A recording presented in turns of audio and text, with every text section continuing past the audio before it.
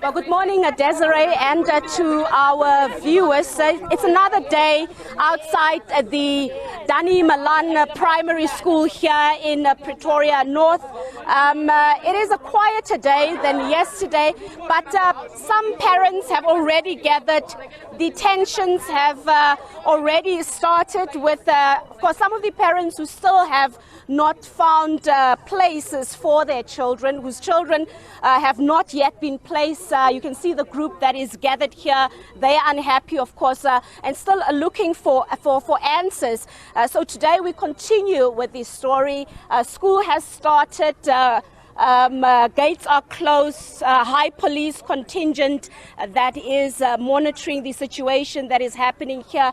But as I said, it is calm. It's really just the group that is outside here with some of the parents that are obviously just highlighting their frustrations and talking about how they're affected. But as I said yesterday, it is important to perhaps get inside the school and the voices of the parents who actually have children in this school. And here we've got a black parent who has a child inside this school. Of course, we have a white parent who also has a child in this school, and we just want to hear what are their experiences. And this following those serious allegations of alleged racial segregation or racism or racial unfairness that we heard yesterday from the EFF and some of the unhappy parents. We want to hear what is the experiences of those who actually have children who've been here for years. Do they also agree that there might be unfairness, there might be elements of racism, or are they having a complete different reality? I'm going to start with Anna here. Thank you so much for joining us. Tell us more about your experience. You have a child, what grade and so forth. How long have you been part of this school family? Hi, I've been here for almost 7 years. This is the 7th year when I'm a part of the family. I've never realized or maybe saw any discrimination or anything. Even there's nothing which I can say even much, but what I can promise you is that one thing which I know is that my child is in the safe hands. What do you make of the allegations? You heard the very serious allegations from the other parents, the political parties who are claiming that there is racial segregation in this school. How do you feel? You're a black parent. You could see yesterday, you were here, you saw the turmoil, you saw how the tensions were high. What do you make of the situation? Okay, even if it was me, I was going to be frustrated as they are. But on the part of racism, it's not... There's nothing as such. I've been here, as I've said, that my child has been here from 2016, it's 2023. I've never noticed such thing. There was a little bit of a tiff now between you two and the parents that are standing that side. You had an exchange of words, and it's tense, yeah. I must say, and some of the words that were exchanged were quite strong. And you standing your ground? Yes, I'm still standing my ground. And what's that ground? What they are saying about Danie Malan is untrue. It's untrue what they are saying about Danie Malan. There is no racism. It's just that they are only frustrated. Yeah, I get it. And even if it was me, I was going to be frustrated. All right, we turn to another parent. We interviewed her yesterday as well during the verbal clash that was taking place as emotions were, of course, running high. And she made a very important point that it seems like this is more of a governance issue. It is challenges that come from the Gauteng online application process, and now, of course, many parents that are left frustrated, and as a result, they're misdirecting their feelings, and we saw, of course, the tensions, the fights, and so forth. Speaking to Michelle Skipper, thank you so much for joining us. Michelle, it's a better day. It's still early. We don't know what might happen in the next hour or so. It's more calm now. We can actually have a proper conversation without the screaming match. Do you still stand by your views of yesterday? Yes, definitely. I think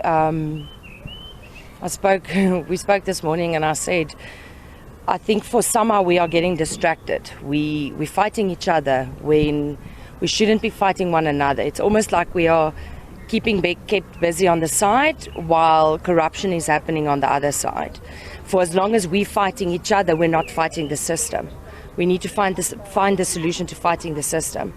I'm not saying that the system is perfect. I'm saying that how do we better it? How do we make the opportunities equal? It's easy to stand on the outside of the school premises and see black kids walking together, white kids walking together. But friends make friends. Whoever they choose, they choose. I'm not saying anything on the racist remarks because I'm white, it's going to be turned anyway. What I'm saying is, it's easy for a parent to stand on the outside of a school and judge what's happening on the inside when you're not on the inside. I'm saying that how do we get equal opportunities for everyone to get on the inside, to see that there is no racism, to see that. And the only way to do that is to go through the application process and to fight the application process system. That is the way how we sort out this problem. There were also allegations linking back to the application system or the application process. There were also allegations that white parents might get certain privileges where they get early access. And I know, again, it's a controversial question, but we have to ask these things so that we get the right answers and put them on the record. How do you respond to this, to those who are saying that no, but it seems like white people might be getting access to a different system? Okay, so I don't know if you see at the top of the street here, there's a board that says what's happening in the school. So every year it would say open day. That is how I saw that it's an open day, okay? The open day was in June. I came in June, okay? When you walk past the school, the boards are on the school. It is there. It shows the open day dates. Every year the dates differ, okay? When you go to the open day, you write down your name.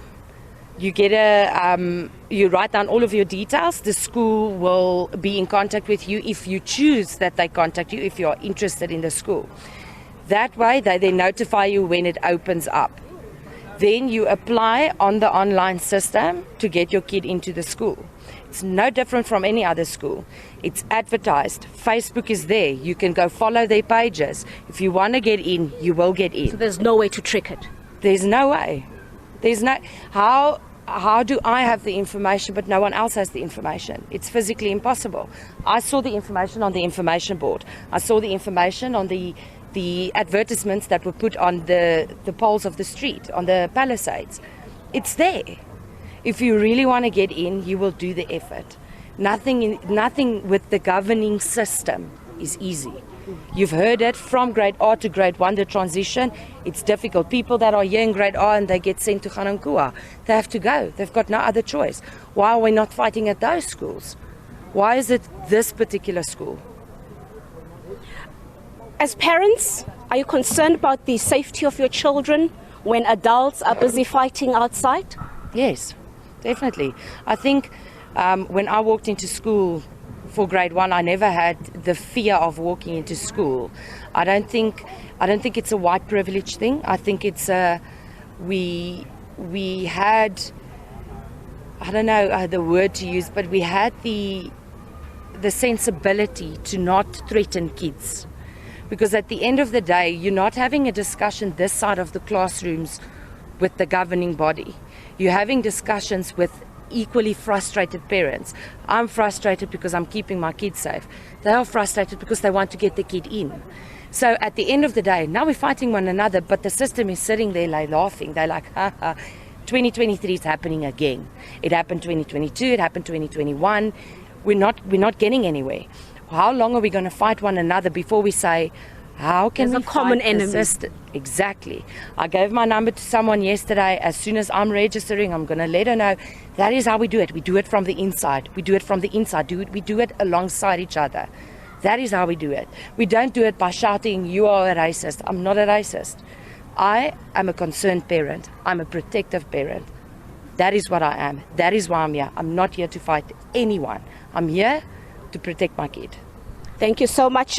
Steve Mabona from the Gauteng Education Department is also here to respond. You've heard the one side, you've been listening to the other side that's just behind you. It's a lot of frustration, of course, concern as well for the safety of children. You also express that sentiment that, you know, children need to be safe, their dignity needs to be protected. But you heard Michelle here saying that the system is failing parents.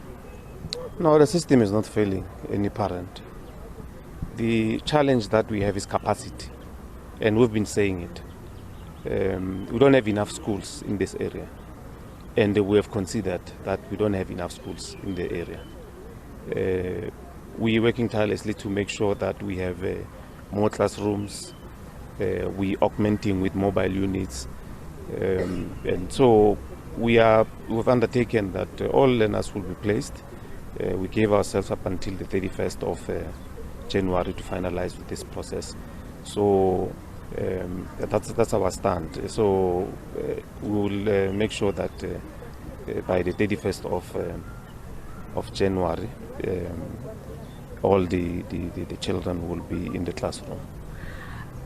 The turmoil that we saw here at the school, the frustrated parents that are still here, that are hoping that their children would actually get placed, many of them actually wanting their children to be placed at this particular school because it's in their jurisdiction. How do you respond to those parents?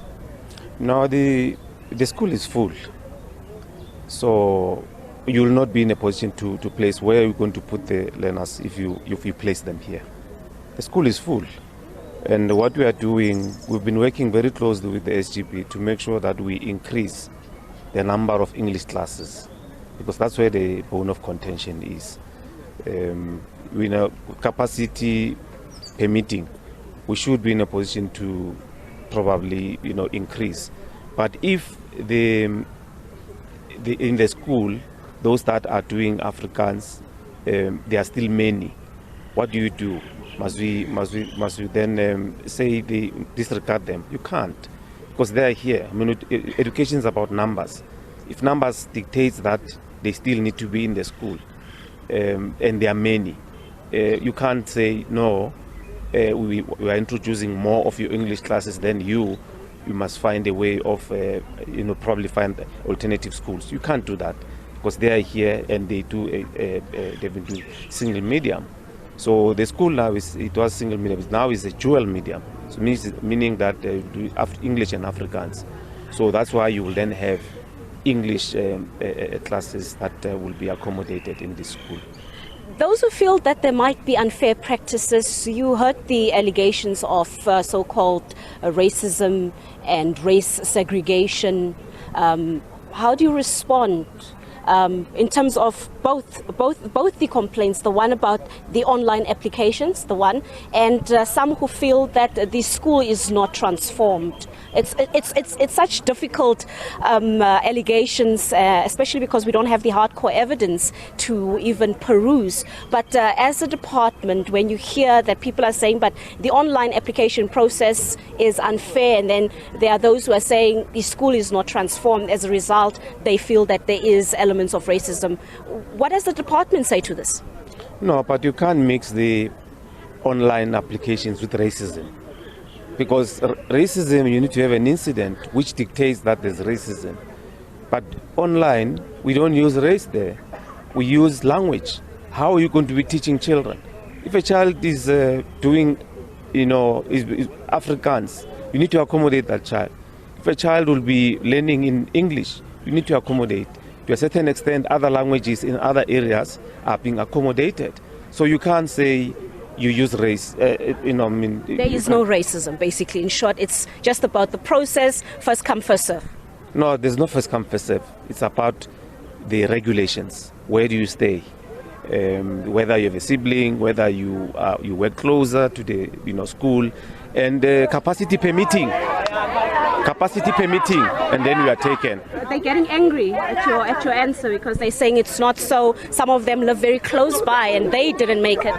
No, but I'm explaining regulations. Remember, it's a priority. It's a priority. When you're closer to the school, to a certain extent, some schools were full. only on the people that are staying closer to the school. You could not even go to sibling. You could not even go to the work address. To a certain extent, some schools you could not even go to within 30-kilometer radius.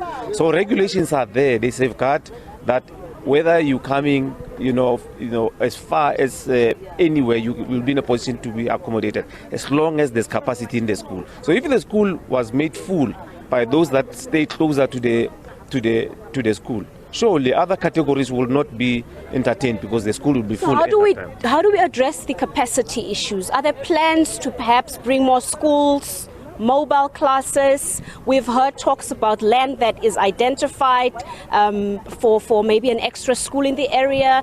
How do we deal with the capacity issue? Because it's a serious one, and you can see it's causing bigger problems now. No, we can't. You'll be naive not to acknowledge that is a problem. And we've been saying it. Capacity is a challenge for us, and we are working tirelessly to make sure that we have the extra, capacity in this area. Not only in this area. In Ekurhuleni North, we are challenged there as well. In Johannesburg West, we are also challenged there. So all those areas, because of the online system, we know where they are, and we have then strategies to make sure that we augment on what is lacking. All right, thank you so much. Let's just get short views here.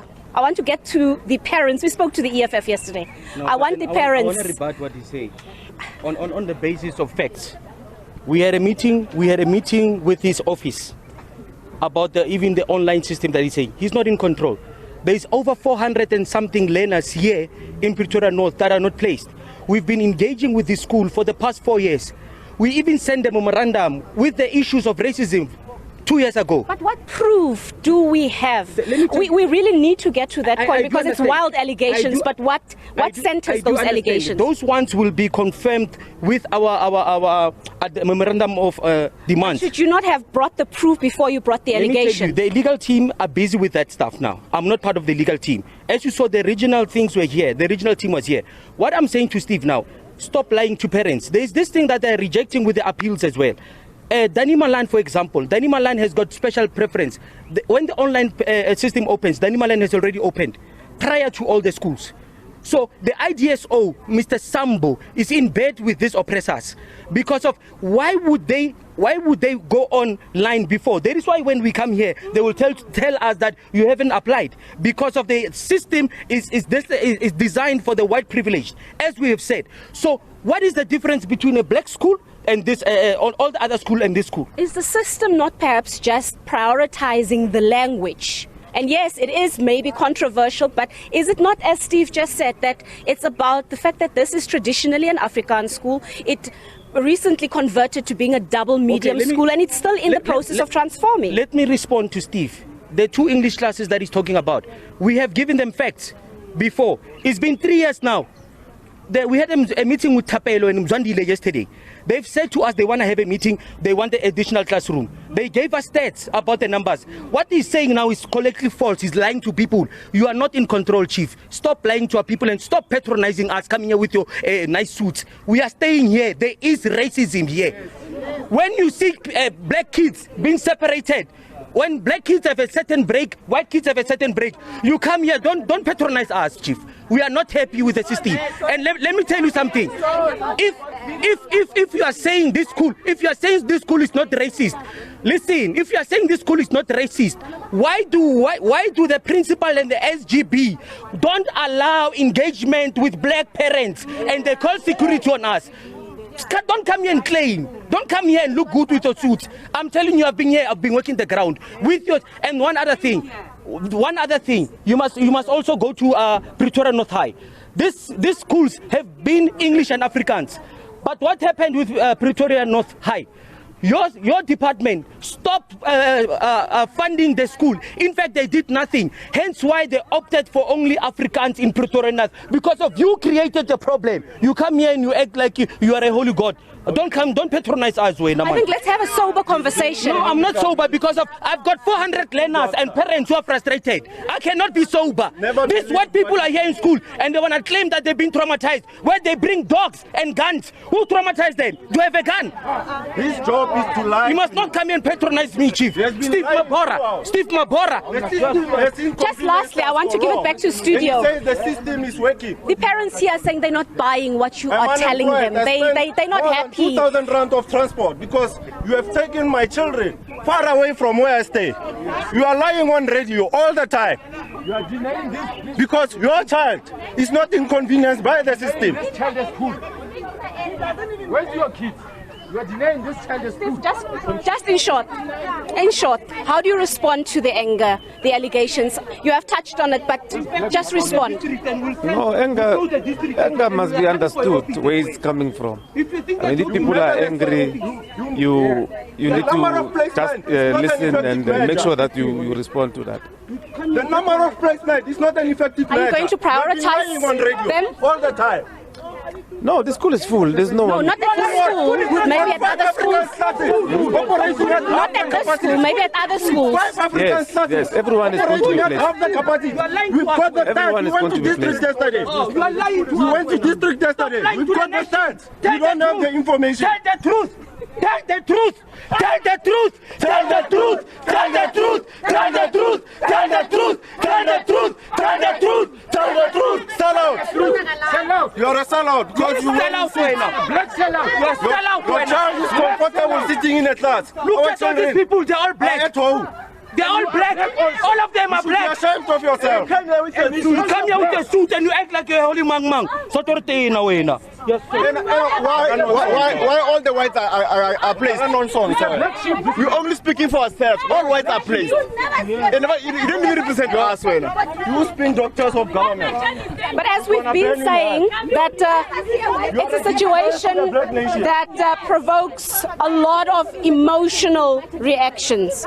The parents that are left frustrated, and you understand where they're coming from. Some of them are single parents. They have jobs. They need to go back to work. Their children still do not have schools. So there's a lot of dynamics. There are a lot of nuances that are at play here. So the elements that some of them might just be frustrated and they're misdirecting their emotions, that might be the reality. But again, as we said yesterday, the allegations of racism, we can't ignore them. They need to be looked into. They need serious investigations. Whether is it really racism or is it really just frustrated parents who need help, who are crying out and who are just having emotional reactions. And of course, you'd understand with issues such as this, the politicians are also now involved. It has become political. So there's the issue of drawing political mileage out of a situation like this. And of course, now it gets highly polarized. So, and again, the country's history coming to play. A lot of people feel triggered. So there's a lot of elements, a lot of nuances. And as I said, it would perhaps be important for the Gauteng Education Department to step in, or the National Education Department to step in and look at, in particular, the allegations. But at the heart of it, we cannot ignore the fact that the Gauteng online application process is perhaps at the root of what is happening here. And a lot of parents feel that it is not fair, it is not functional, and every year they have to find themselves dealing with this problem, and they end up taking out their frustrations on each other, and as a result it becomes racially motivated in a way. You get those exchanges, but it might not necessarily be racism as said. But of course, I am not at the school. I don't know the facts inside. And that's why we wanted to speak to the parents, a black parent, a white parent, and find out, is it really racism, or are people just highly, highly frustrated? We toss it back to studio.